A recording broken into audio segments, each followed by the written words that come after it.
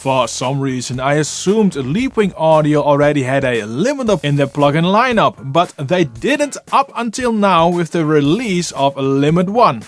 Yes, it's another limiter, so what makes this one actually stand out? Well, it's not purely a limiter, you get clipping, a nice tilt EQ and dithering, but the most unique feature is the drive, which isn't saturation.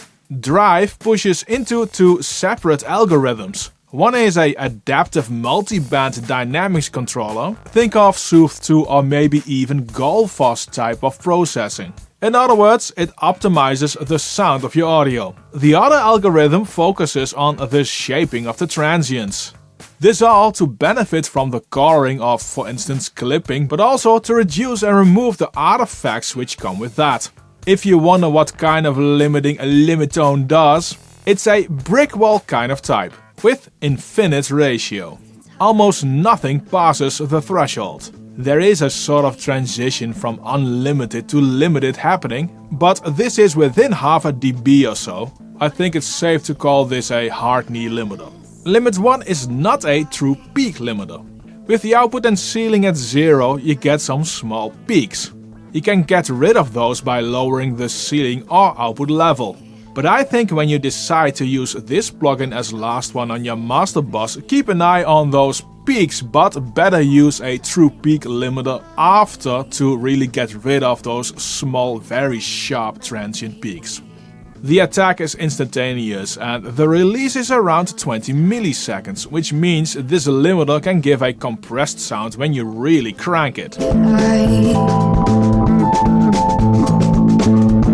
Gotta catch it before it passes on by. Normally you never want this amount of level and gain boost. The plugin always uses a buffer of 3072 samples, which is 64 milliseconds at 48 kHz. This buffer does make for a smooth limiting and it does save some CPU usage. The CPU usage is around 4% on my system, which is fine. Here's the exact routing of the plugin. Input goes through the tilt EQ, which then enters the pufferfish multi-band algorithm. It continues in Hedgehog for the transients, which goes to the output and it ends with the dithering. If you need a clean limiting plugin only, this isn't the plugin you want to check out. But in all fairness, this is also not what Leapwing Audio is claiming this limiter is for. Before we continue, please make sure to subscribe if you haven't already and hit that little like button. With a plugin which is based around a level, it's always hard to do a proper comparison since a change in volume will throw off any objective comparison quickly. So let's do some limiting on the master bus with output levels matched. On this dance mix I have turned up the drive as much as I could before getting any clipping. This is the difference.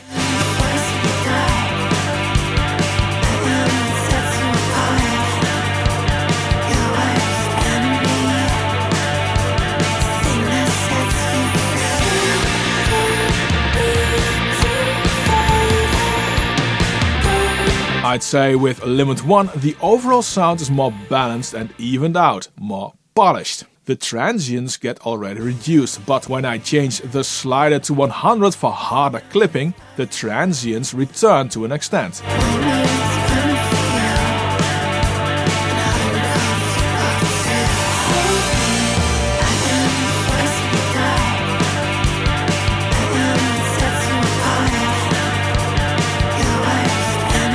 It's what you expect from having more clipping. For this next example I have lowered the ceiling for the clipped setting. It limits now as well, but only grabs the peaks. The output is matched again.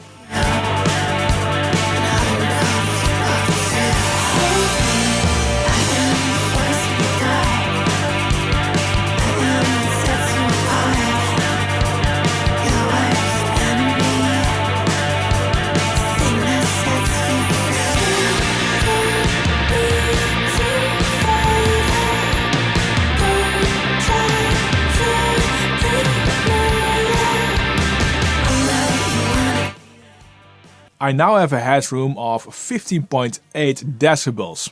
which means I can safely increase the volume by about 15 to 15.5 decibels before getting any clipping. This leaves me with a loudness of around -4 to -4.5 LUFS, which is extremely squashed, and you can hear that as well.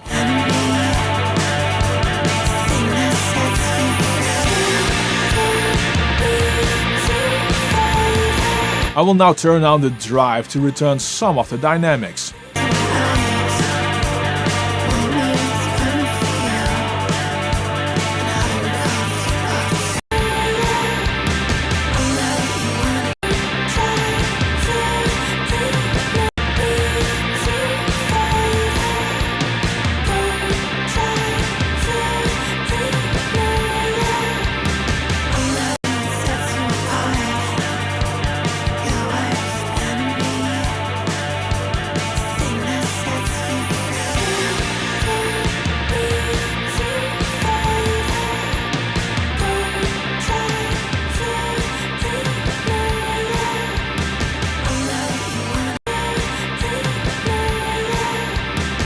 I end up around -8.5 LUFS, which fits nicely with a loud rock track like this.